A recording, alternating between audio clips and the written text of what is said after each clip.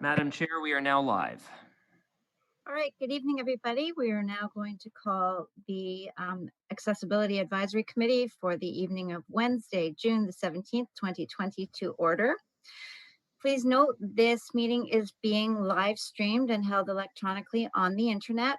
Due to current COVID-19 restrictions and physical distancing, no one is allowed to be in person meeting at this time. Therefore, we're holding it on the internet. If at any time during the course of the meeting we encounter technical difficulties, we may take a brief recess and then reconvene. Thank you very much for your patience as we navigate this, our first live streamed Accessibility Advisory Committee meeting. So before we go any further, does anyone have any conflict of interest that they need to report this evening? No, sounds like no. Thank you. Okay, so next we need to adopt the minutes for our previous meeting, which was held on February 19th, 2020. Oh my goodness, so many months ago. Can we have a motion to please adopt those minutes? I'll make the motion, Barb. And can we have a seconder, please? Heather. Okay, motion carried. I lost you all. I'm back to a Zoom screen with no pictures. All right, so at this point, we're going to move ahead to our presentations and discussion items. First off the agenda, item 4.1, Age-Friendly Ajax Community Plan. We welcome Mr. Gruber, Manager of Community and Cultural Development, and we ask you to please proceed. Well, hello, everyone. Can you hear me? Yes. Unclear. Perfect. It is amazing to see each and every one of you. It feels like a year has gone by that I haven't seen you, even though it's only been a couple of months.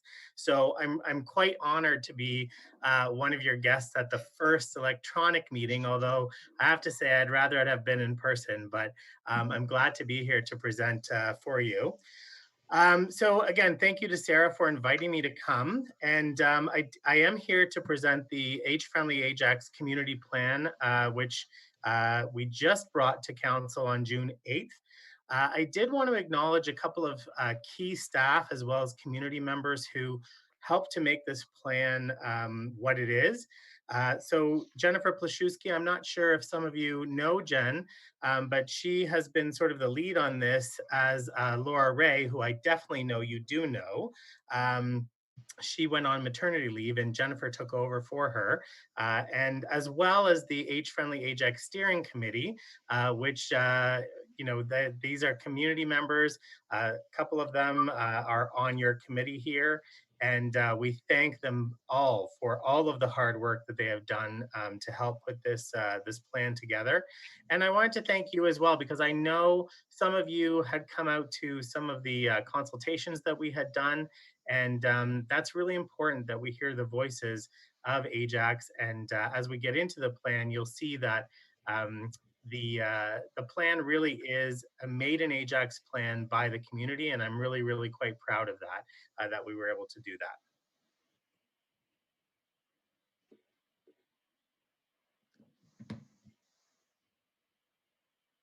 Bobby, you're on mute.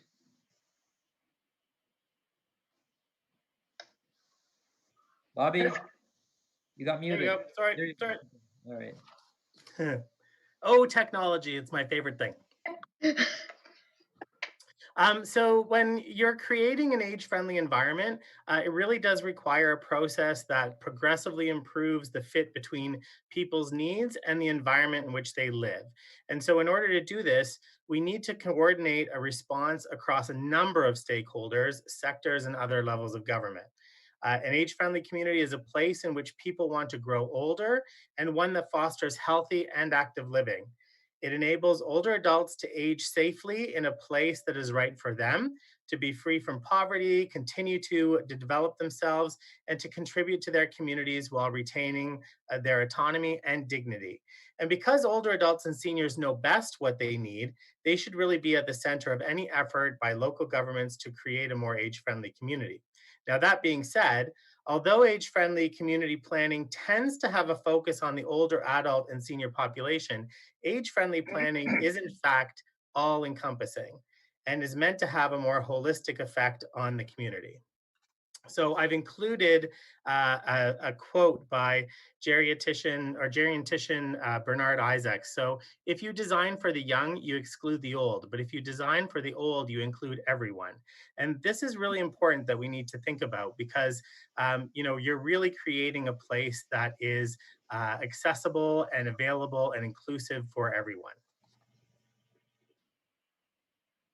So the World Health Organization has identified 8 key elements of an age-friendly community. So they are outdoor spaces and buildings, transportation, housing, social participation, respect and inclusion, civic participation and employment, community support and health services, and communication and information. So these elements are used to guide a community and aid in evaluating that community's strengths, identifying gaps, and developing focused priorities.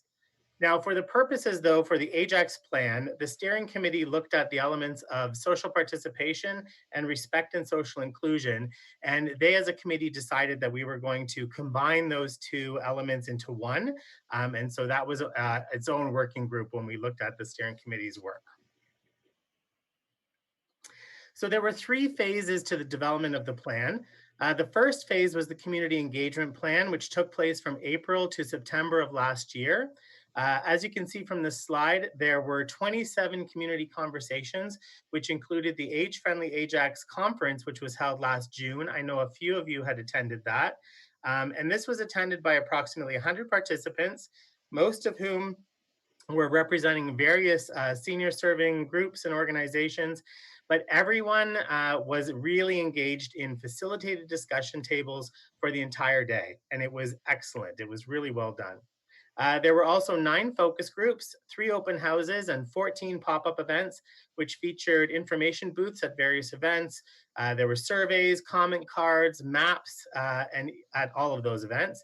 And there were also 811 data exchanges, which included 339 surveys, 316 ideas, and 156 pinned map locations. So what we actually did, was both online and in person, was we included maps of Ajax, and if people had issues, for example, of various locations. So I'll give you an example. Maybe a timed light crossing at an intersection they didn't feel was long enough and needed to be a bit longer in order to get across.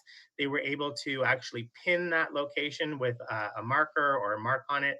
And then all of that we captured within these data exchanges. Now, taking into account the attendance at all of those community conversations, along with the total data exchanges, the community consultations culminated in a total engagement number of 1,367. I'm so happy about that. I know that we live in a large municipality, but I have to say, like, in other plans that I've done, we haven't had this amount of engagement, and I was really, really pleased to see both the quantity and the quality of the engagement that happened. Those majority of the responses were generated from individuals within the 65 to 74 age bracket, which is actually important to note because senior civic participation in the planning process is really a key priority. The next phase was the community engagement phase, and that followed that plan development phase. And that took place from October of 2019 to January of this year. This phase was focused on analyzing all of the data as well as the development of the plan's goals and deliverables. One of the first steps to developing the plan was to develop a vision for the plan.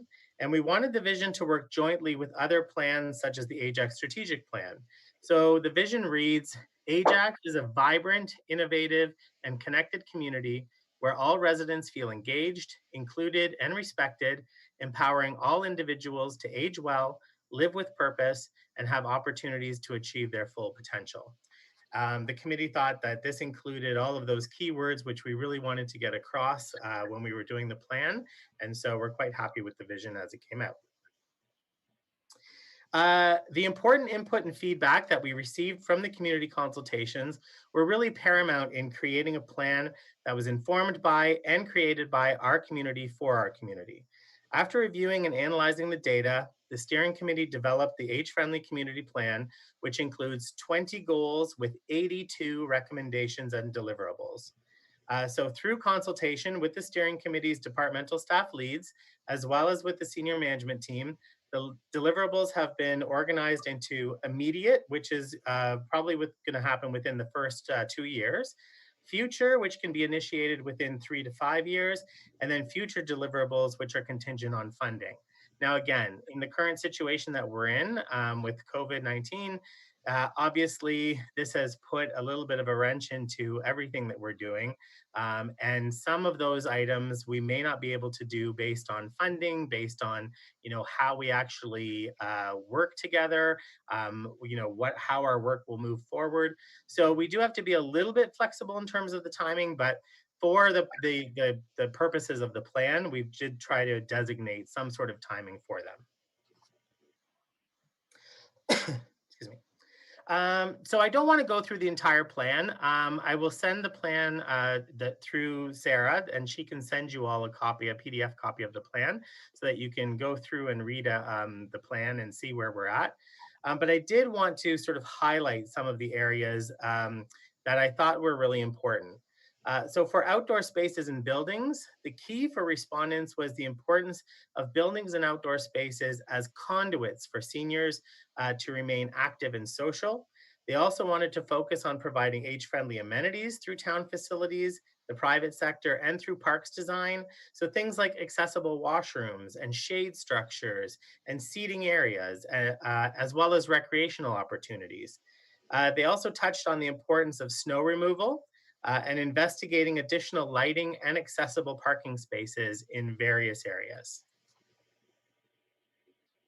For transportation, respondents focused on improving various aspects of traditional and alternative transportation options, including routes, reliability and frequency of services, affordability,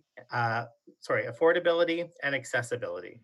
They also spoke about improving the awareness of transportation options that are out there, marketing and promotional efforts throughout the community, as well as improving infrastructure required for active transportation, such as power charging stations for scooters and wheelchairs, and bike repair stations as well throughout the town. The main focus for housing was to investigate and advocate for increased housing options in Ajax. This included long-term care, affordable housing, rental units, and alternative housing options. Residents also spoke to funding and housing support services, subsidies, and volunteer programs that could assist people in aging in place. The focus for social participation, respect, and inclusion was to ensure that there was a variety of programs, services, educational opportunities, and events that would keep seniors engaged, learning, and interacting in social situations. Respondents also spoke about programming being affordable, inclusive, and even intergenerational, and sought ways to encourage and include isolated seniors in programming efforts. The focus for civic participation and employment was that seniors wanted to contribute to their community both through employment and volunteer opportunities. Volunteering was a very important topic of discussion, and respondents spoke to developing targeted communication plans to encourage older adults to volunteer, to explore opportunities for increased multi-generational volunteer opportunities, and to continue to recognize the volunteer contributions of older adults in our community.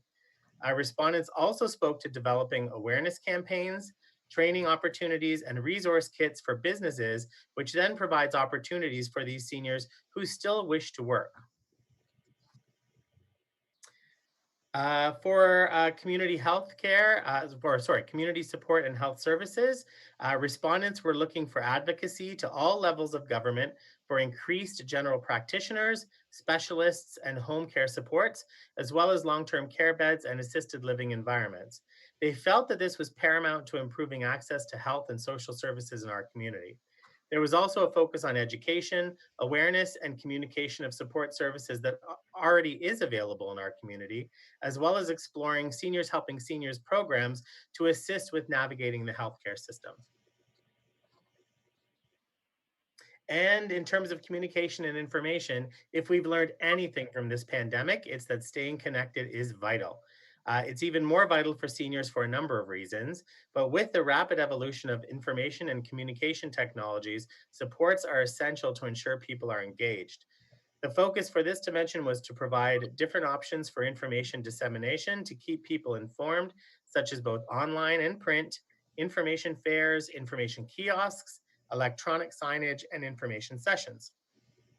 Digital literacy has definitely been realized as a gap during this pandemic. And interestingly enough, digital literacy supports such as classes, intergenerational programs, and providing computers and digital devices in community hubs, all to assist in helping to deal with the ever-changing technology and accessing digital information was identified as a need in the community.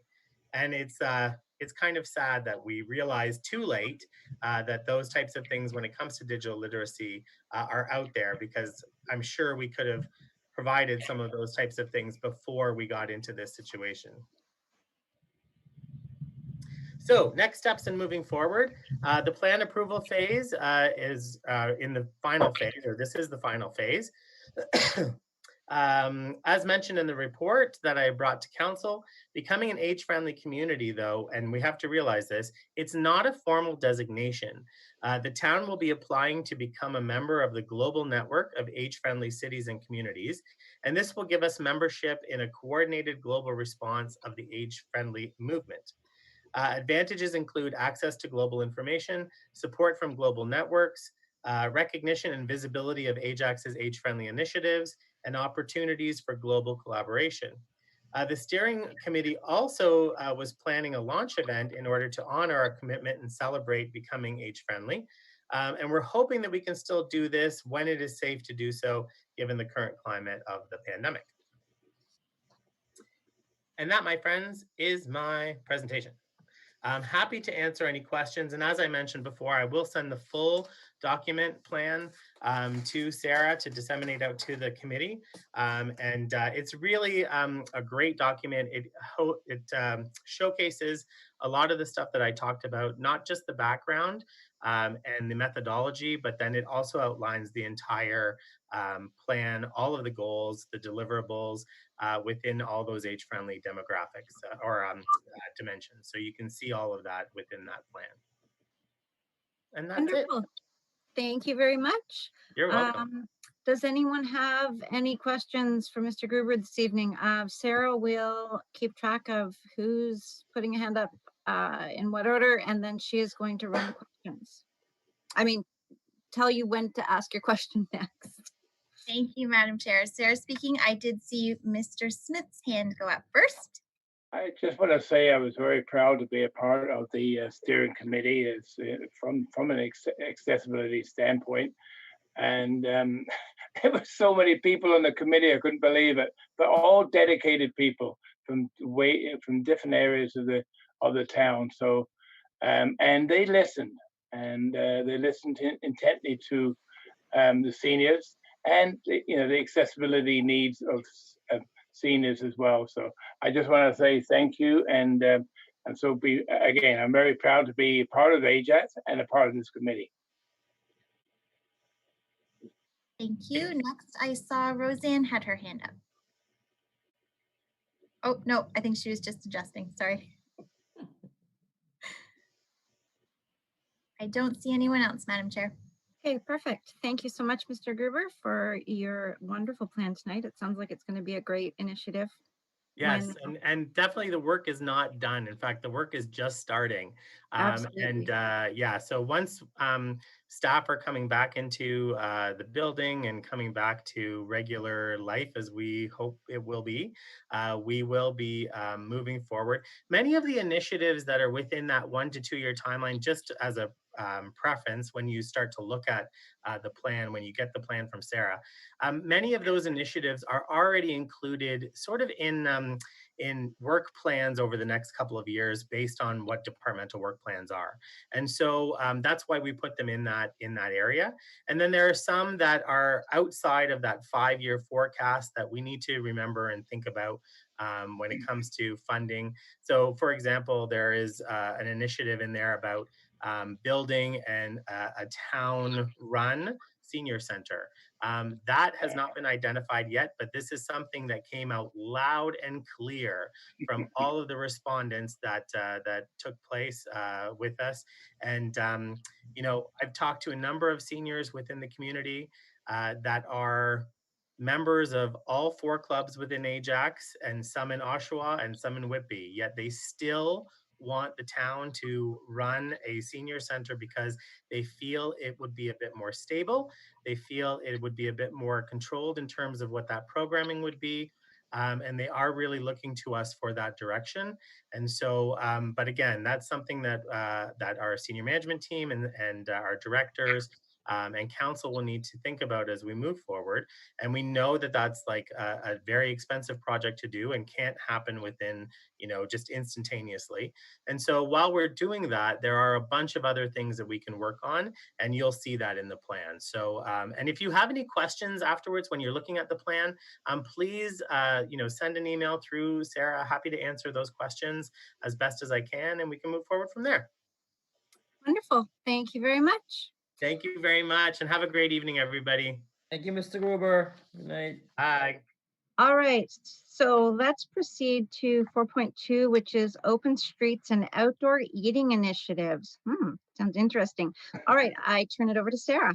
Thank you, Madam Chair. Before I move on with the next item, I believe Seppaline is joining us this evening, so we just had to wait for a little bit of a transition moment. So we welcome her to the meeting this evening. Absolutely. I think she's showing, but I'll continue in hopes that she can follow along with audio.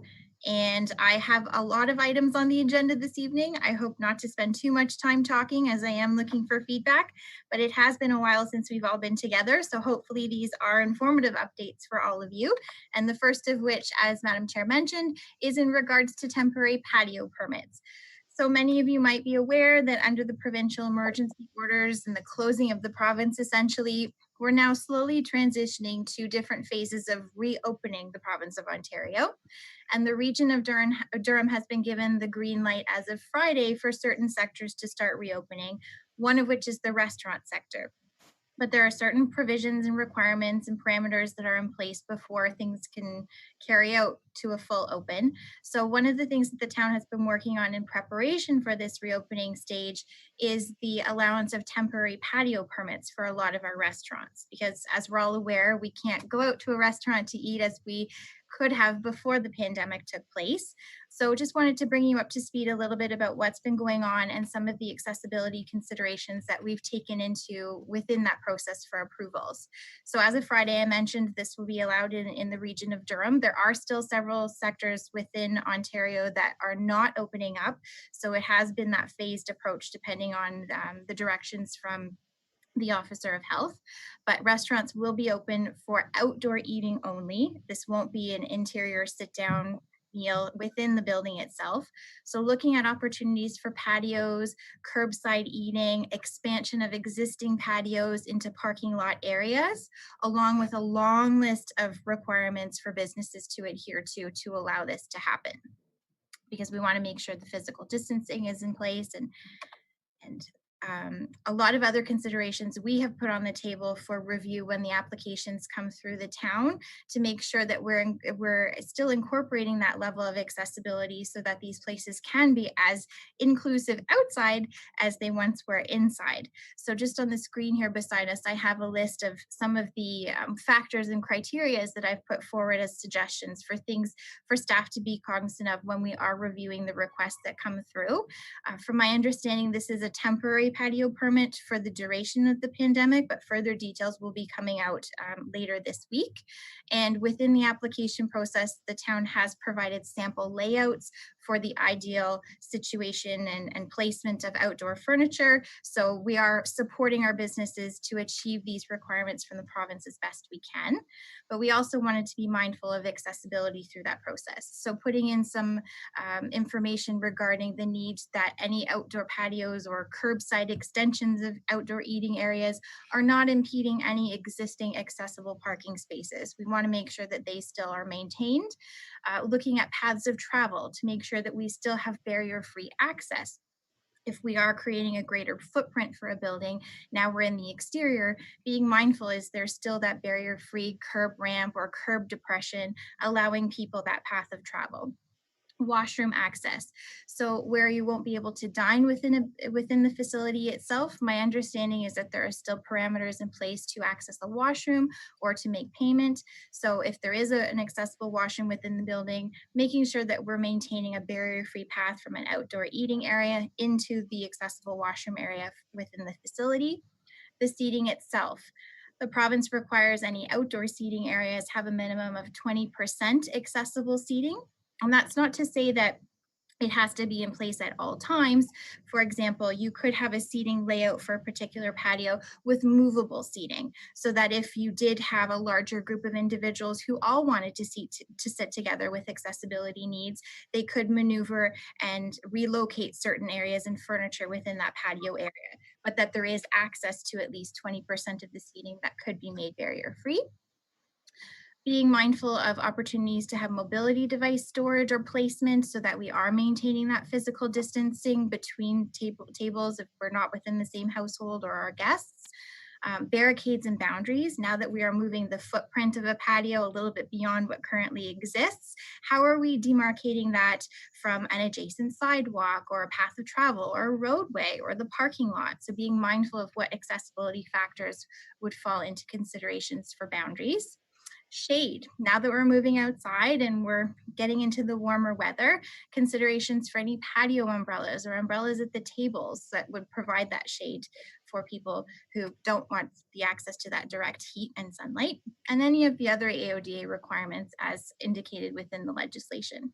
That's a very quick overview of a summary list of considerations that are actually included within the permit package itself. So when a business does apply, they will have access to all of those details within their application package. I will also be able to participate in review of the applications that come forward, but due to the fact that we have quite a quick turnaround of a service level for approval of these permits, it's not necessarily something that will formally be able to come through the committee in terms of a site plan circulation for formal comment. So I did want to allow the opportunity tonight, if there's any other factors of consideration to be included on that list as flags for me to make sure that we're looking at that when the applications come through. So I would like to turn it over to the chair to facilitate any discussion there may be. Okay, so based on what Sarah has just presented to us this evening, does anyone have any questions for her regarding this initiative? And anyone else? Okay, start with Chandel, Madam Chair. Perfect, Chandel, go ahead. Okay, 2 questions. Has there been any applications submitted so far? And B, are you able to share any of the sample layouts? Great questions. We have not formally launched the application process. That will be happening later this week, to my understanding. So I'll have more details and information at that time as what information can be shared. Okay, thank you. Wherever possible, I will keep the committee apprised for sure. Thank you. Any other questions? Councillor Khan, I see, Madam Chair. Councillor Khan, go ahead. Thank you very much, Madam Chair. This is just amazing, and I just want you guys to acknowledge that this can be habits that will be inculcated in the future. And it's just a perfect paving for all these things we've been fighting for, and Sarah has been leading us so well in, that some of these infrastructure, so to speak, may be left there permanently with the consideration of the owners. So I just thought it's a great initiative, and And I'm trying to see what else I can add to it. I think, Sarah, a great job. I think you've covered all bases. But thank you so much for doing this. It's very impressive. Thank you, Madam Chair. Thank you. I see Barb has a question as well. You're saying that it has to be on a path of travel and you can't take over parking lots or anything else. Is there some way that, like, small plazas, they can take 2 or 3 parking spots right up by the building so that people can enjoy the outside?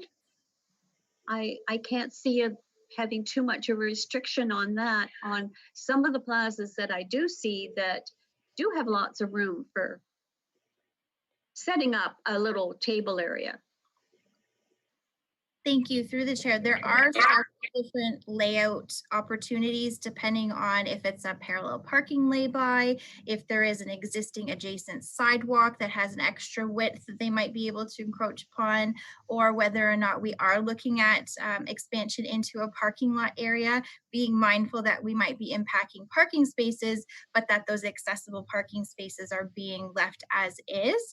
So there are various scenarios, and it's not going to be a cookie cutter situation depending on the location of the restaurant. So that's why there is a small internal team that will be reviewing on a case-by-case basis as the applications come through.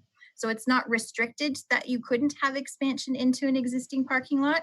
I'm sorry if I wasn't clear on that earlier. It's more so that we're restricting them from taking over the barrier-free parking spaces, which more often than not are some of the closest spaces to the entrance of a restaurant. Okay, thank you for clarifying that. Are there any other questions? Madam Chair, I'm seeing none. All right, so if we have no more questions, thank you very much, Sarah. I am actually looking forward to seeing what some restaurants come up with. So next on the agenda, 4.3, Durham Brain Injury Association, Unmasking Brain Injury. And I turn it back to Sarah. Thank you, Madam Chair. So if you remember, many months ago, we were initiating conversations about National Access Awareness Week activities. And one of the topics of conversation came up was regarding a potential partnership with the Brain Injury Association of Durham Region. So behind the scenes, while most of our in-person activities had to be canceled or postponed possibly until later within the year, we did decide to move forward with partnership with the Brain Injury Association of Durham Region to host an exhibit of their Unmasking initiative. And this exhibit will be hosted at Ajax Town Hall. It's currently installed, but unfortunately our facility is still closed to the public. It will be installed and on exhibit until January of 2021. So we're very fortunate to have such a long period for the display.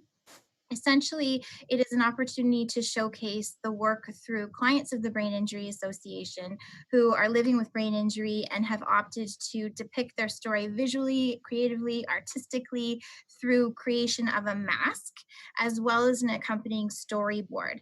And I have a couple of pictures here on the next slides.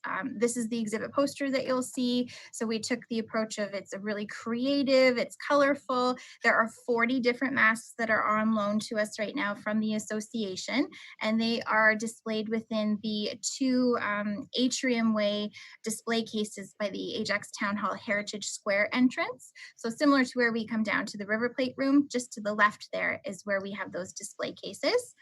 And I'll give you a little bit of a sneak peek here. So I worked with our archivist, and we came in one day at a safe social distance and put all of the masks together on display. And so there are 2 sides with 20 masks within each. And each mask has a story that also accompanies the creation to give some context and some depth to the person behind, the artist behind the creation.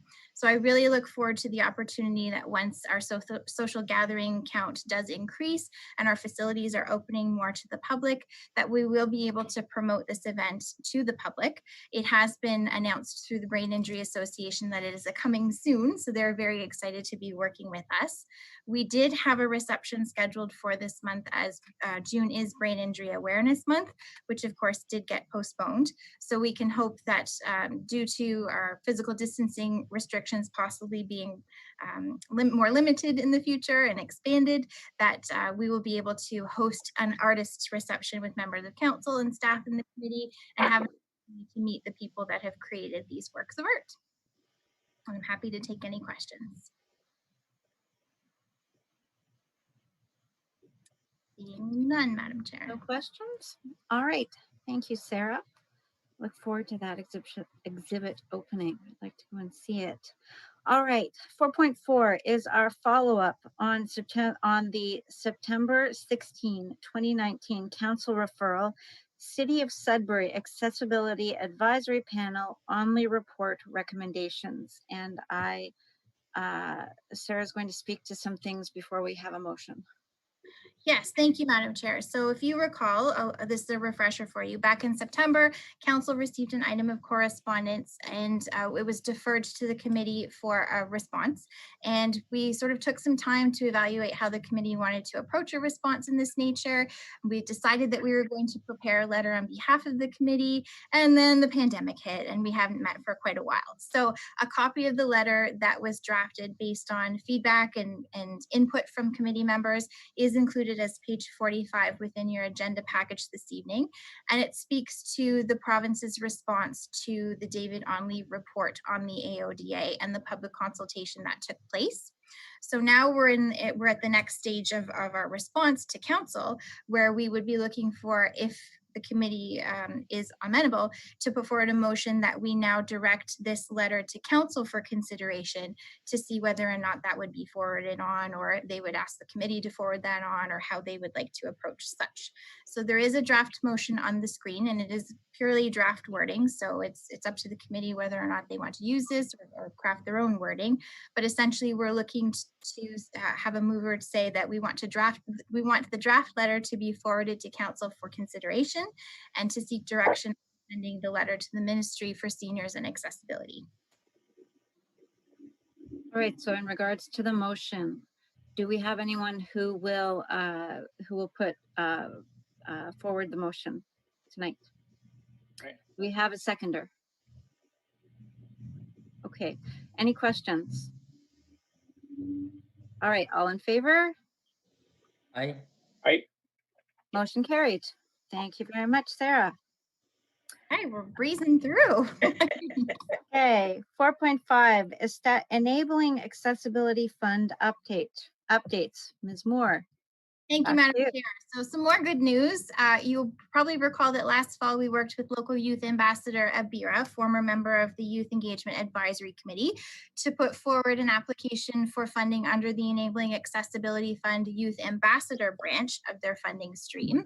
And we applied for funding for installation of automated powered door operators for our Ajax Community Center North Ice Rink accessible washrooms. So I'm pleased to tell you that we have been approved for that grant funding. We have received the grant funding, and we are looking forward to the install of said work. However, due to the pandemic and closure of facilities, there may be minor delays in terms of the actual implementation.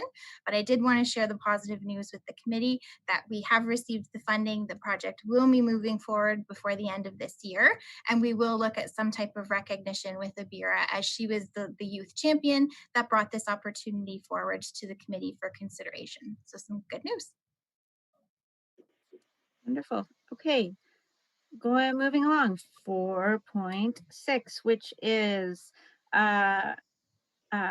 regional 2020 Regional Accessibility Award. Call for nominations. Thank you, Madam Chair. So yes, as we're aware, the Regional Accessibility Awards is an annual practice overseen by the Regional Accessibility Advisory Committee. However, due to the pandemic and reasons that we cannot gather in person, physical distancing, there have been a cancellation of the annual forum for the AACs across the region, which is unfortunate, but we understand. They are still, however, looking to move forward with the accessibility awards for the year, and there has been a shift in the timelines. So normally we would be looking at submitting a committee nomination before the summer or midsummer. That deadline has been extended until mid-October. So I will be looking for interest in the committee, possibly to get together or communicate over the summer as a subcommittee to toss around ideas in terms of nominations that the committee would like to put forward, so that we can include information for consideration at our September meeting in time for all of the committee to be able to review and make a formal decision, so that we can meet the October deadline for nomination. Chantel has a question. And that's all I see, Madam Chair. Proceed with questions. Thank you, Madam Chair. This will be a really great time to pay attention to those businesses who reacted well during this pandemic and during the reopening, mainly the reopening. How have they been accommodating with limited access into stores and modifying access for those disabilities? So we can keep that in mind too. Anyone who's kind of gone above and beyond in that respect, whether it's a restaurant and the way they do delivery service, or a grocery store, really anything to pay attention to. Because I think we have a lot of options and a lot of possibilities given the circumstances. Sarah, Absolutely. that's a great suggestion. And I think you're right. I think it's an opportunity for all of us to really be observant of what's going on in our community and make efforts to engage with those businesses and recognize them for those positive steps forward. Would there be any members interested in participating in a committee of this nature, a subcommittee? I see Ray, Shondell, Roseanne, Katherine. Okay, so we'll start with that group. And if anybody wants to jump on board, we will definitely circulate materials to all of you and get the conversation going. Are there any other questions on this topic? Being none, Madam Chair. Wonderful. All right, moving on to 4.7, the 2020 work plan, our key priorities at this point. Thank you, Madam Chair. So yes, 2020 is already half over, if we can believe it, or maybe it's felt like it's been going on for 6 years. I don't know, but we do have 6 months remaining together for this calendar year in terms of what we can look at, we want to accomplish as key priorities as a committee. There were a couple of things that I put out as bullet points on the slides here in terms of things that we had talked about when we were starting our work plans discussion of what we wanted to look at possibly focusing on. So just wanted to revisit and refresh and see if we have to regroup and maybe shift things in our timelines throughout this term based on the pandemic and the delays that it may have caused. So first up, we have our accessibility buzz news and social media. That's definitely something that I could foresee the committee continuing with in this physical distancing age that we're in right now. It's something that we can work on independently, but still work and share with each other electronically and remotely through email. So whether or not you're in support of continuing with that, I would recommend doing so. We had the Unmasking exhibit partnership for National Access Awareness Week. So we know that that's underway, but looking at the opportunity in the future to possibly host that artist reception and do some more formal recognition within the community. At one point in discussions, we had exploration of mobility device charging areas within facilities. And that wasn't so much so infrastructure installation, it was more so designating an area by an outlet where we might put up some signage or a decal stating that that area is to remain clear so that a mobility device, should they need to use that space, would be able to access the charger for their device. But then again, due to facility closures, is that something that we should be keeping on our priority list right now? And the way that interior spaces have to be reconfigured due to physical distancing, it might be something that we may want to look at postponing a little bit further on in our work plan. Our annual report to council, we have that scheduled for Monday, November 16th. Possibly looking at recognition events surrounding International Day of Persons with Disabilities, which is on December 3rd. Maybe some carryover for things that we didn't get a chance to tackle for National Accessibility Week We have received confirmation from the library that they have rebooked our film screening of The Peanut Butter Falcon for late November. So we're hoping that our physical distancing requirements aren't as restrictive, and we will be able to proceed with an event of that nature. But are there other things that we can be doing to engage the community, similar to what we did via social media for National Accessibility Week? Whether or not, I believe it was Milton, they held an online flag design contest. We can always update our National Accessibility Week flag. Maybe we want a more generic Ajax accessible Ajax flag. So looking at opportunities to engage the community, to engage youth in a creative type of project. Other suggestions? Are there other things that are really pressing you think we should be paying attention to in this time of the pandemic?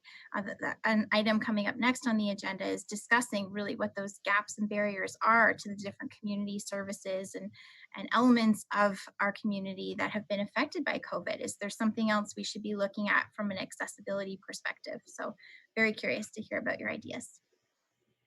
Barb, Ray, Kaylee, Barb. Okay. I really like the idea of the mobility charging areas. It's so often you go out and then suddenly, whoops, I have a problem. And I think it would be really good to advertise and do some like signs in stores and have them have a little plug somewhere and put a big sign on it. This is your charging area. I think we could do a lot with that without costing too much money. And it's so hard when you get out there and you don't have enough energy to go home. Thank you. Madam Chair, next we had Ray. Okay, Ray. I haven't been to many stores. Kind of lucky, but then I haven't experienced it as much. But the stories I'm hearing from people with disabilities, and yes, the blind community as well, there's,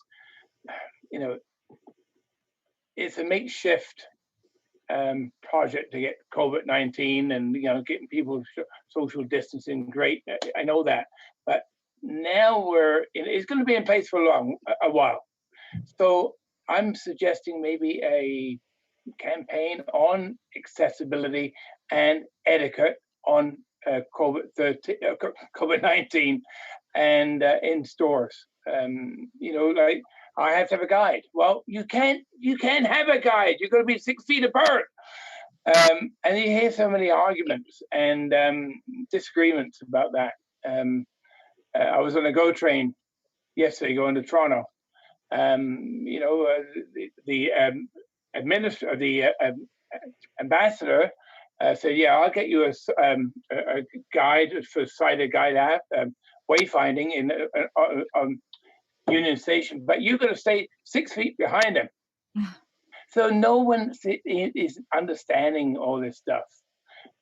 So I'm suggesting maybe, like we did with the accessible parking, maybe a campaign to businesses, and you just talked about businesses on etiquette with people with disabilities and accessibility.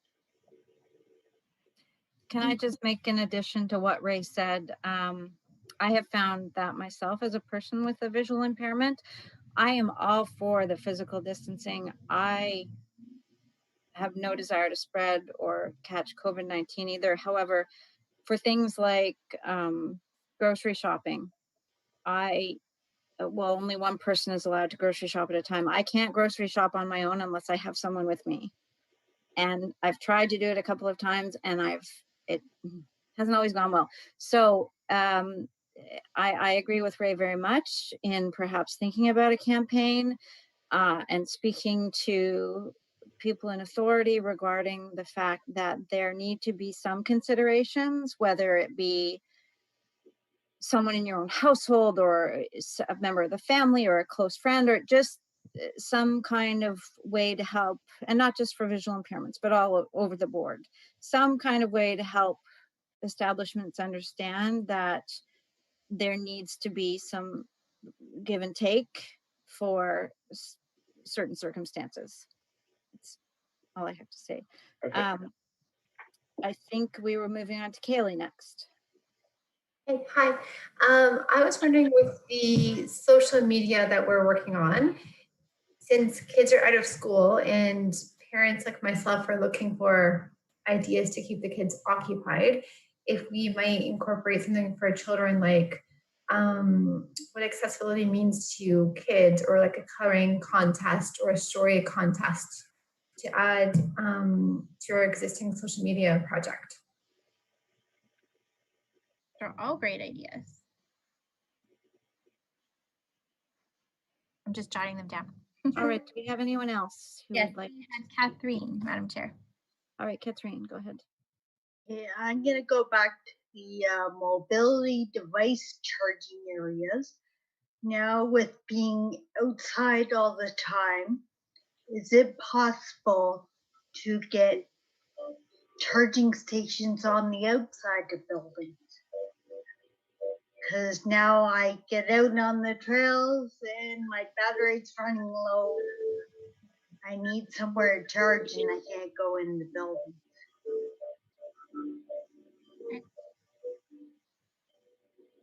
I agree with you, Katherine. We really do need somewhere to be able to recharge. But the problem is some of them, it takes a while. So better bring a book or your lunch, right?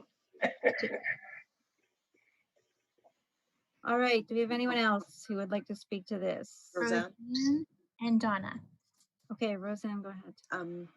I was thinking, since we have till December, and in light of the personal experiences of Ray and Julia, I was thinking for those with developmental disabilities, being self-isolated has been very challenging for many, especially when they require support people in the community as well, to do their regular routine activities of daily living. So maybe I was thinking a video series of some of the successes. For one person I know was able to still, through Zoom, be able to meal plan, and put together grocery lists and such with their support person via Zoom. So there was a bit of success there with him still being engaged in activities of daily. And so I think having like a mini video campaign, like a 2-minute video on some of the challenges, some of the successes. But as Kaylee mentioned, we could even, if we have an artist, even put that into a little doodly video for children. The doodly videos, it's just a hand that draws the picture really quick.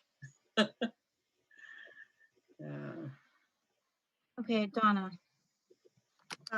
For me, I was thinking about, these are all such fantastic ideas. I was thinking about maybe the accessibility buzz news with the advent of anti-Black racism, to somehow highlight the interplay between race and disability. We know that, for instance, youth of color that have mental health have higher rates of incarceration. They might have been more exposed to the legal system simply because of a lack of understanding around how race and disability interplay, as well as we know that more than 50% of the prison population identify as individuals with learning disabilities, developmental disabilities, mental health disabilities. So to highlight some of the challenges that the interplay between race and disability poses to certain communities of color, and also to talk about some of the success rates, and also to talk about some of the initiatives that are being formed to talk about, for instance, Black mental health, or any kind of disability with minority communities, and what that looks like for them with their everyday experiences. So maybe like a piece or two, or an article that kind of pull together the interplay between those two particular groups. Great ideas, guys. Anybody else? Shondell. Okay, I absolutely, Donna, I love your idea. I think it's something, it's a sector we haven't touched on, and a sector that we definitely need to touch on. And we should go forward with that one. okay. This has been a fantastic discussion, and I know Sarah's writing these all down, and and she will send them all out to us. For the sake of time, let's. If anyone else has any, these have been great. If anyone else has any other ideas, please forward them on to Sarah, so she can get them out to us. For the sake of time, let's move on to 4.8. Which are accessibility gaps and barriers during the COVID-19 pandemic. Sorry, Madam Chair, just to interject one moment here. Oh, I did I'm sorry. on the screen, but I did get word from Alec that she did raise her hand, so she might have something to add to the previous points that we were discussing. My apologies. No, Please go ahead. Seppeline, are you there? Come again.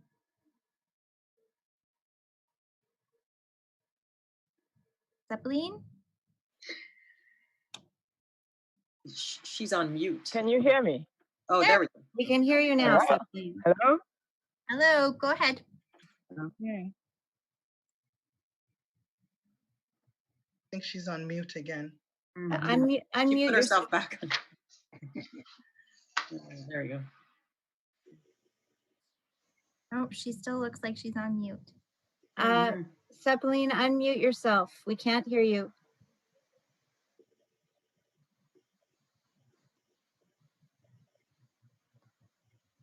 Bottom left corner of your screen.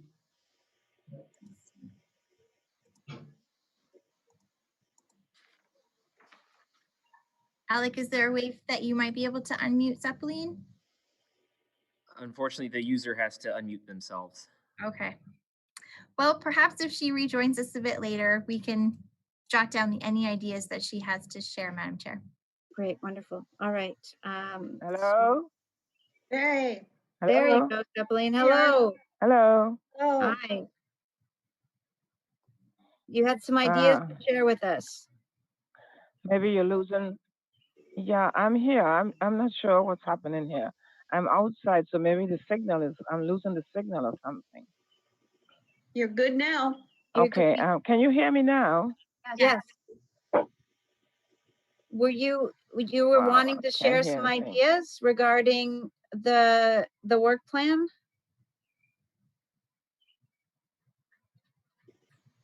Yeah, I was just giving some information, following up with what was said, as far as doing some things.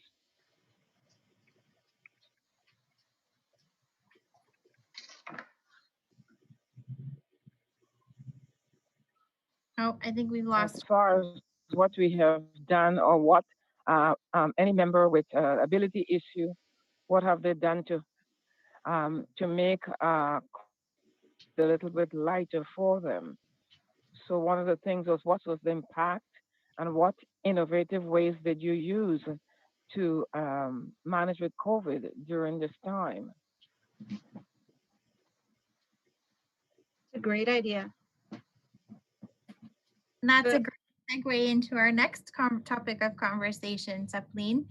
Taking a look at gaps and barriers to the COVID-19 pandemic situation, and if there are any best practices or things that we can share for innovative ways to overcome such barriers or gaps.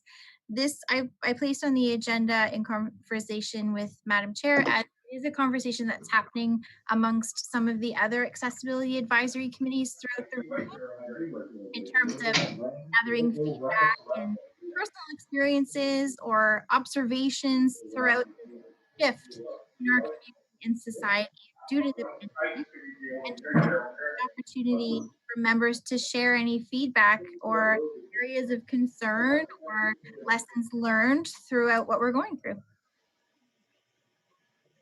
I see Ray.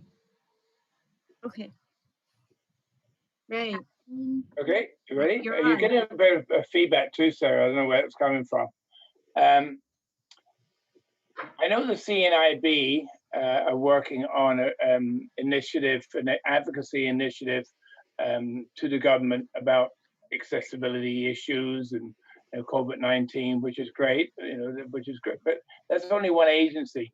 I'm sure if we, yes, absolutely, touch base with other accessibility committees, absolutely, but maybe touch base with other agencies, see what their best practices or see what they're suggesting for their the people who are associated with them. So other agencies. Okay, just before we go ahead, somebody has a lot of background noise. You've got people talking in your background. If that's you, could you please mute yourself? We're getting a lot of feedback. Sorry, Sarah, thanks. Who was next? Katherine was. You're on, Katherine. Okay. One feature I found great, going back to Roseanne's comment on the shopping, is I don't know if anyone's ever used the Flip app, but I can put in my shopping list and share it with anyone by email. So my son, so I could share it, my mom could share it, so he can go to the store and he has everyone's shopping list. That's cool. I'm gonna mute myself again. Do you have thoughts from anyone else? Shondell and Donna. I'm sorry, I didn't see who was first. Go, whoever was first, go ahead. Okay. Has out of curiosity, I know that there's been a lot of retailers who have done early shopping or for seniors with disabilities when they open up. Has anyone been in to either use that time or found that there was, if they have you found any difference in using that time, or is it just kind of anyone who comes in? And just as a sidebar comment, a couple of trips that I have made into stores like Walmart and RCSS, I have seen them allow in seniors and people with disabilities cut from the line and allow them in to come first, almost like they would do with the first responders. So I have been seeing that kind of thing happen kind of in parallel to that morning program. But yeah, I just wanted to hear anyone's feedback about that. On that topic, I'm sure I see Heather's hand was up. Okay, Heather, go ahead. What's been your experience? Hello, this is Heather. I tend to do the 7 o'clock shopping with the mall beside me, and I have gone over to the other one that's closer to you, Julia. The one beside me is Tuesdays and Fridays from 7 until 8. You're in and out immediately, which I really like. Then the other one that's closer to you, Julia, is open 7 until 8 for seniors Monday, 7 days a week, which I really like. I like going out early and getting out of there. Not a lot of people, and there's no lineup. When I've gone in for one item at 3 in the afternoon, there's 50 to 60 people in line. So I just put the item back and then just leave and know that I have to go first thing in the morning. Costco does have from 8 to 9 for seniors, and as well after 9, if you've got a disability, they put you through first. And I really find that it's very convenient and not to be in those lineups. Thank you. And Donna, Madam Chair. I'm just going to echo what Heather said myself in terms of I'm an early shopper as well. So I get in and I get out, and I tend not to go at busier times. So I don't have the experience with that. But I know just like the early mornings are a little bit more favorable in terms of access and limited amount of people in the store. So that's when I tend to go, and it has been favorable. Mm-hmm. I've had that same experience. I've gone at like 3 in the afternoon or 2 in the afternoon, and there's been a lineup around the corner and versus going, during that first hour, and they're really good about letting you in, getting you out, and you don't have to worry about people not so much, following the arrows and um, things being confused. People tend to just want to go in, do their thing, and get out. So it's been very helpful. Madam Chair, I'm not sure if Donna had another question. Oh, thank you. And so in terms of gaps and barriers, so through my employment, I am involved with the Ability Center and involved in or have knowledge of program delivery for adults and youth with disabilities. And so because of COVID-19, they had to go to the virtual programming. So some of the programs are around leadership, around community engagement, or around developing independence, where young adults and youth would meet twice a week for the programs, and then they would have a list of activities to do.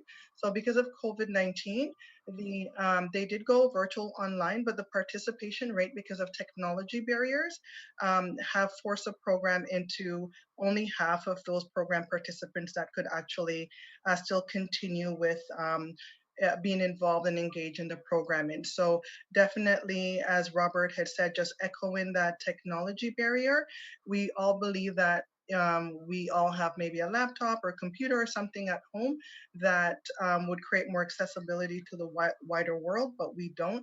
And so they have seen participant drop off simply through lack of access to technology. So that has been like a real eye-opening in terms of moving forward. How can we help populations not face the isolation and the disengagement from their peers within these particular programs? I fully agree, Donna. I was thinking about what Robert had said as well about how, it would be great had we identified it beforehand. But now that we know, there's things we can do about it. Hopefully this doesn't happen again, but if anything were to happen. Okay. I didn't see anyone else with their hand up, Sarah. So just before we move on, I do have one comment to this. I actually was speaking with Sarah about this earlier today. I have found that some agencies have done really well during the pandemic in keeping up with their clients, and other agencies have not so much. I am a client of one agency that made some commitments to their clients, and they lasted for about 6 weeks, and then they just completely fell off the rails. And I haven't heard from them in quite some time. So that's just my comment, that there seems to be some places that are doing fantastic and other places that aren't doing as well.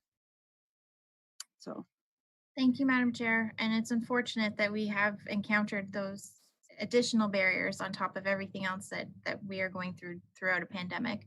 Perhaps I can send out a survey or an opportunity to provide additional feedback via email, and then we can consolidate some. Perhaps there are stories that individuals aren't necessarily comfortable sharing with the group, and if they wanted to share that independently and anonymously, and then we can look to share that our findings and with our fellow AACs and especially the region, I'm sure would be interested in hearing this feedback too from a lot of the social services perspectives.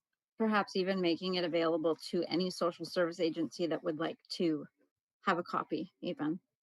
Sure. Okay, wonderful. So let us move on to item 5. Does anyone have any correspondence this evening? Seeing none.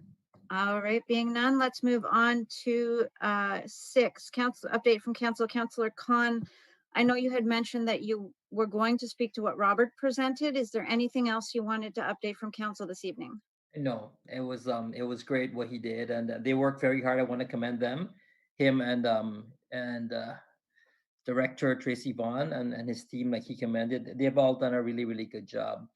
In the interim, I want to bring a few good news stories of what your Ajax has been doing. I don't know if any one of you heard about the garden day that we had.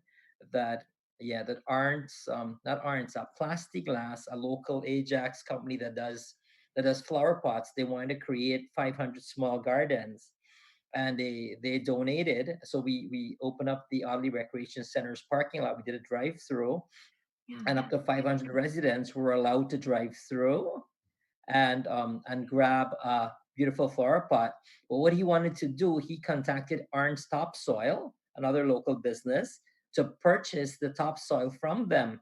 And Arns said, "No way! I want to be part of Ajax. I want to be part of giving back." So Arns showed up, the truckloads of topsoil, and everybody got a flower pot of their choice. And Arns gave them 3 bags of soil with seeds and instructions. So this is, a little bit of good news story that your Ajax has been doing. Another thing that we did also was the I'm going to read this for you because this was a big deal. It was the Ajax Hygiene Hub. This is the Ajax Community Center. And what they did, they had it catered for unsheltered population, not only in Ajax, but people were allowed to come in and use the washrooms. They can have a screen check.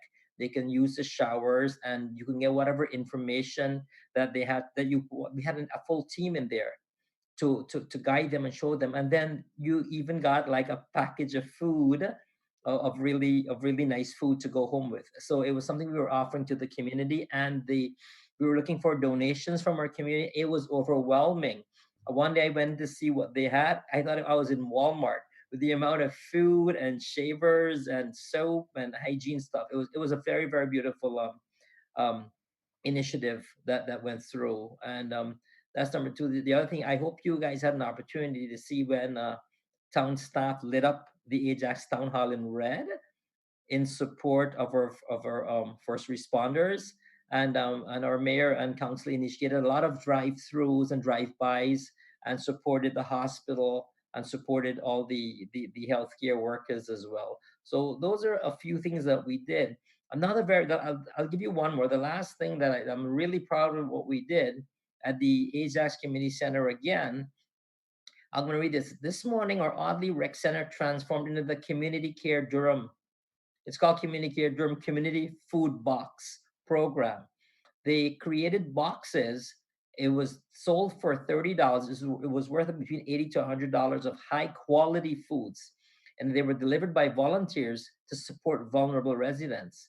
But the most commendable part of this puzzle, the contents of the basket were all sourced and purchased from our local vendors, like the small bakers and the small farmers, and it just kept our commerce going in our community. And it was high quality stuff that you would buy for your home. That was and then those who didn't have the $30, obviously they were taken care of. They didn't have to pay. So those are our four little initiatives that we've been doing. And there's been so many more, but of course it'll take me 2 hours. I just wanted to share the good news stories of what your Ajax has been doing to accommodate the unsheltered, the less fortunate, and everything else that we do as Ajaxians. That's my brief report. Thank you for listening. I think we all needed to hear some of those today. I know I did. All right. So, item 7, other business. I have one thing I wanted to comment on, but before that, Roseanne, do you have any updates from the Durham Region Accessibility Advisory Committee? Well, a little. We haven't met since January of 2020. However, we do have our next meeting planned for next Tuesday, June the 24th. And so I'll have more of an update at our next meeting. I just wanted to mention for National Accessibility Week, our committee had produced, the region put together the video. We just taped ourselves saying a scripted account that the region gave us, and it's on Twitter. Sarah, am I okay to share my screen, or is that not allowed? Even if you share the link, I don't know how video would work here. I'd have to tap into Alex's expertise, but okay. If you share the link, I can for sure circulate with everyone. Oh, okay, so what I will do is share the link because it's on their Twitter feed. So I will share the link for their Twitter feed. You can access that online as well. Yeah, so that's all I have for the Regional Accessibility Advisory Committee. Okay, anyone else? I think I saw Ray's hand, and Seppaline is also in the wings with something, and Councillor Khan, and myself, and yourself. Okay, so let's go. Ray, Seppaline, Councillor Khan, Sarah. Yesterday I had to go to Toronto, and I'll tell you a story. I like telling stories. I had some very disappointing news, but I want to do a shout out to an employee of Durham Region Transit. I was happy, and I love adventures. I went to get my 232 bus going to the Ajax GO station. Stood there. There was a little plastic thing on the pole. Didn't realize what it was. There's no 232 anymore. It's been, with no ridership, it's been canceled. I did not know. So I thought, what do? I phoned the Durham Region Transit. I'm going to give her name, Joanne. She was absolutely wonderful. She said, if I could, I'd come and pick you up. And she was so good to me. And then I got to the Ajax GO station. I had to take Uber there. And I was standing there on the platform. I didn't know I was the only one on the platform. So I phoned her up again. I said, I know you're not GO Transit. She said, just for you, Ray, I'll look for the for the next train. But that is excellent customer service. And I just want to do a shout out to her because she knew I was in distress, but she was fantastic. And where's my 232 gone? All right, Seppaline, are you with us?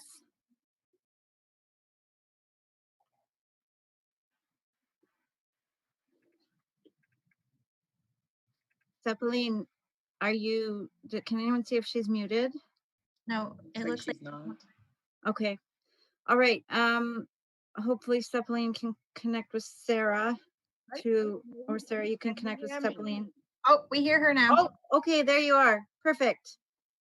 Did you have something to share? Yeah, I just wanted to share, you were looking at community events, and our street was a very vibrant street for the last 3 months. I say was because we were supporting the healthcare and essential workers for the last 3 months with banging of our pots and pans, and it was all residents, and we have all types of residents in our street, able-bodied and non-able-bodied, but we all got together for the last 3 months banging our pots and pans at 7:30.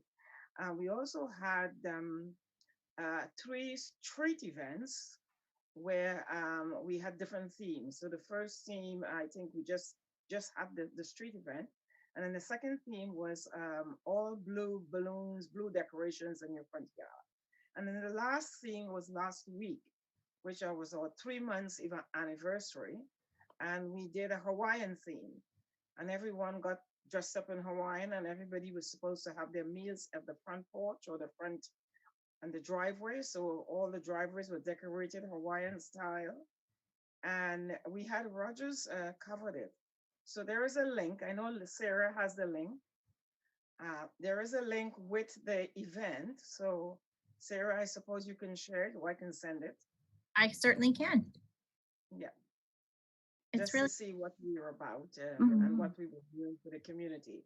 So the reason why we stop at the 3-month level is because things are opening up, stores are opening up, people are responding to the COVID requests of the physical distances and all the things that is required. And the curve is being flattened. We looked at some days we have a little blip, but most of the days we're going down as far as numbers of COVID affected community members are concerned. So everything seems to be up on the right track. So we thought we will end it at that point. But it was a very good run. I really miss it now. I have withdrawal symptoms because usually now I'm getting ready to go outside at 7:30. Because you saw all your neighbors. You chat after you finish buying, and everybody was chatting in the street. And wow, very good community involvement. It's amazing to see how awful times can really bring out the best in people and cause us to come together and pull together. Councillor Khan, you're up. Yes, yes. So today is officially Louise Johnson Day. And you might ask who Louise Johnson is. Louise Johnson is an Ajax original bomb girl. And today she was 99 years old, and we surprised her in front of her house. Mayor Collier and council and the Ajax Hospital.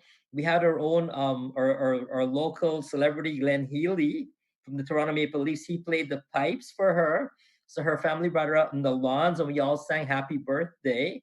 And it was all smiles. It was such a beautiful surprise for her.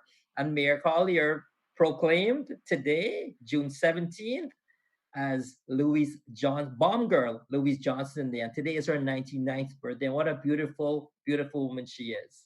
And we just enjoyed it. Was just an Ajax thing to do, I would like to say.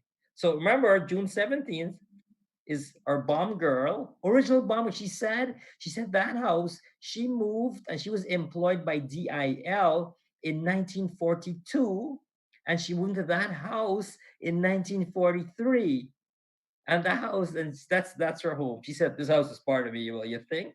But anyways, that's something else to be proud of. We have our original bomb girls that work for the HMS Ajax on the Exeter and the Achilles, and she was here with us to celebrate her 99th birthday, and we proclaimed today her day. So amazing. I'm so sorry I'm full of good news. I apologize. Oh no, hey, everybody needs to hear this kind of stuff. Absolutely. Oh my goodness, don't apologize. Sarah, you're up. Very quickly on the theme of together but apart, Canada Day is coming up. It's normally something that we'd be participating in down at the waterfront as a committee. But in case you hadn't seen on social media, they are doing a joint regional Canada Day celebration virtually this year, and are looking for submissions of photos about if you have a space that's been decorated in red and white for Canada Day, or if you wanted to send in a photo of yourself all dressed up for Canada Day. They're doing an online collage, to my understanding, that's incorporating images from all across the region. But Ajax also has to do our own thing. So on the 26th of June, they will be hosting scheduled appointments where you can pick up your own at-home Canada Day kit at the Ajax Community Center. I believe there's 1,500 kits that will be available for Ajax residents, and you do have to sign up online for a time slot because we want to maintain that physical distancing and crowd control. But in case anybody's interested, it's got a lot of festive flair within a little bag that you can use to help celebrate Canada Day collectively while we're apart. So I'll be sure to send some of that information out in case it's of interest to any of you, your friends, or your family. Wonderful. I think I need to check that out. I need to check that out. So I am just going to add one last thing. I can't remember. It must have been when we were just, it wasn't live streamed or anything. It was when we were in our informal get together last month, was it? Or perhaps it was, I think it was. Anyways, Councillor Khan, you had provided for me a contact in Rod Phillips' office. Yeah. So just maybe to bring, if anyone, I don't know if anyone's on the live stream or not, but I had written a letter to the government and to pertinent ministers regarding support for people with disabilities during the pandemic, and had been a little discouraged at some of the responses I had received. And so Councillor Khan was kind enough, he has contacts in Minister Rod Phillips' office, who is the MPP for the town of Ajax, and he's also the Minister of Finance. And so they got in touch with me, and we've had a number of discussions. And this past Sunday afternoon, I had a virtual meeting with Rod Phillips. I had a 10-minute Zoom meeting with him. He was incredibly receptive. I was very impressed with the gentleman. He was incredibly receptive. You could tell he was actually listening to what I had to say.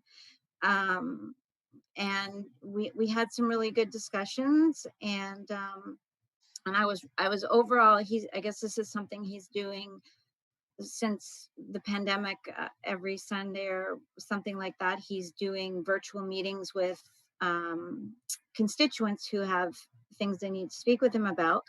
But to go over and above, when I filled out the form that they sent me, you can request up to 4 coffees or 4 teas, and they actually drop them off at your house right before the meeting so that you can have coffee with the minister while you're having your meeting. So I had someone from his office show up, knock on my door, and I had a little stool outside, so knock on my door and leave coffee and a couple of cookies, and it just made it all that more special, you know. So it was just a really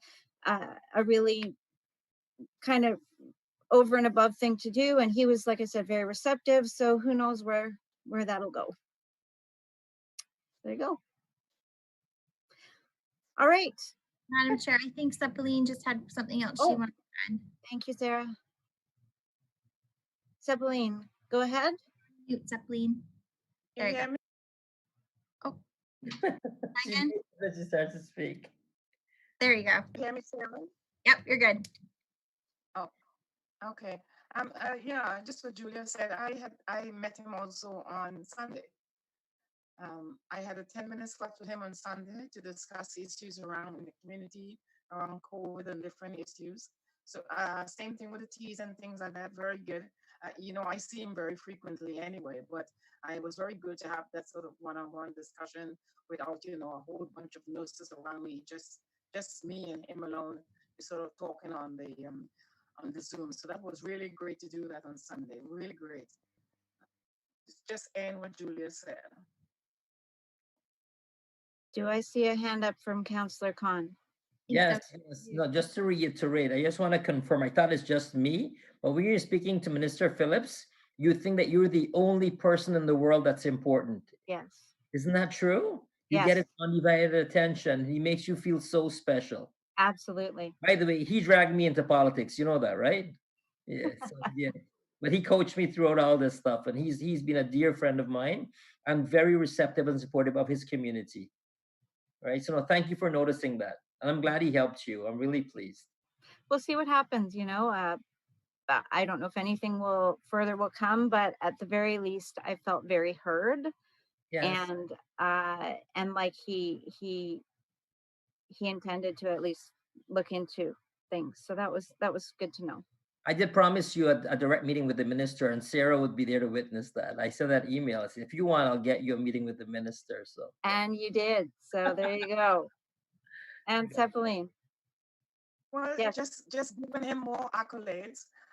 We have an event this week coming up Friday, where all the nurses are going to be speaking to all the ministers of Durham. And Parliament was called back this week, obviously. So what they're doing, and most of our MPs in Durham, 5 of them are PCs, just one, Jennifer French, is NDP. So when it affects one, it affects all. So for those who cannot attend on Friday, what they have done is so beautiful. They have sent their answers via videotape. So they video the answers. So what slot they were going to speak in, we've just put that video in that slot. And MPP Phillips is one of them. MPP Betton Falvey is the other one, and MPP Piscini for Northumberland, Peterborough South is the other one. And then the others, I think, are coming up to this point anyway. Wonderful. All right. So we've run our agenda this evening, and we've had no technical difficulties, which is amazing. I'd like to, the last item on our agenda for this evening is the adjournment. May I have a motion to adjourn the meeting tonight, please? I motion it. And second. All in favor? Aye. Aye. All right, motion carried. That terminates the Accessibility Advisory Committee meeting for Wednesday, June 17th, 2020. Thank you all for attending. Anyone on live stream, thank you all for joining us. Please keep an eye out to the Town of Ajax calendar to see when we will meet again. Great job, Julie. You sound like you should